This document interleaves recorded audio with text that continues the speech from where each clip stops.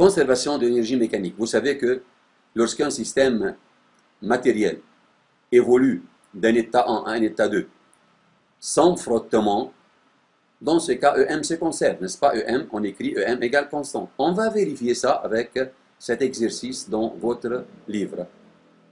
Voilà ici l'exercice numéro 6. Vous avez l'exercice numéro 6 qui va vérifier le principe de conservation de l'énergie mécanique. Mais il faut faire attention ici à ce que dans l'exercice 6, il nous manque la hauteur maximale atteinte par la particule B. Vous avez une particule B lancée de haut avec une vitesse 10 mètres par seconde. Ici, V0 égale à 10 mètres par seconde. Égale à 10 mètres par seconde.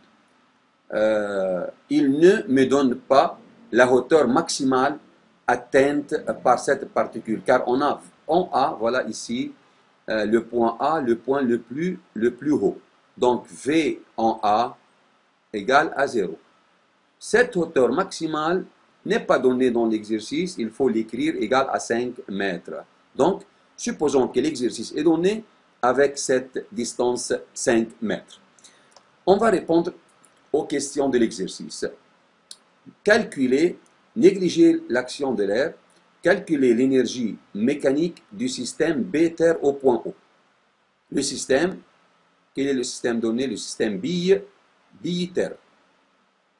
Avant tout, je vous donne un conseil. Ne pas oublier de préciser le système d'étude. Ne pas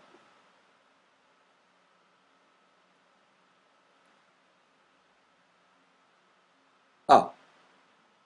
EM à l'état 1, c'est-à-dire en haut,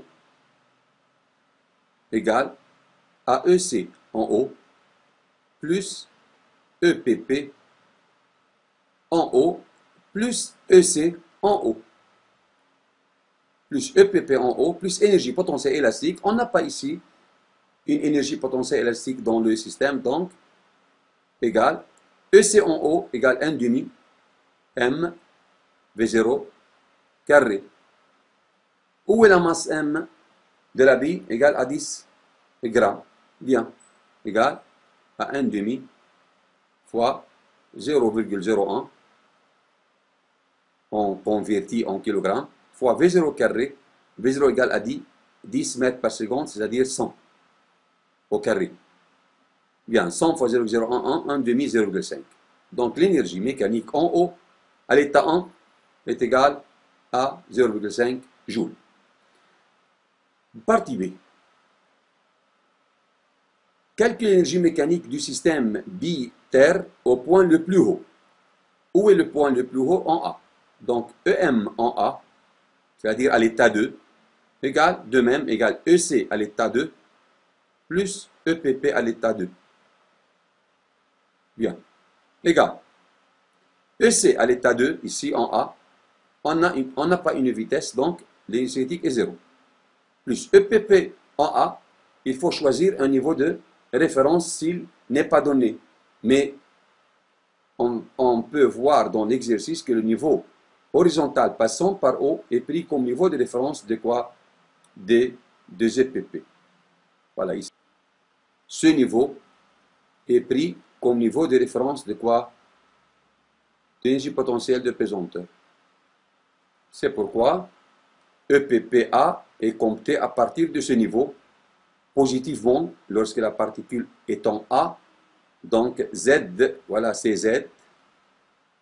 Z est maintenant égal à plus H. Donc plus MG H égale M 0,01 fois G 10 fois H est égal à 5 mètres.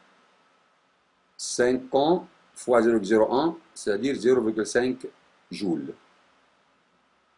Quelle conclusion a-t-on après le calcul de EM, soit en A, soit en O, soit en A, à l'état 1 et à l'état 2?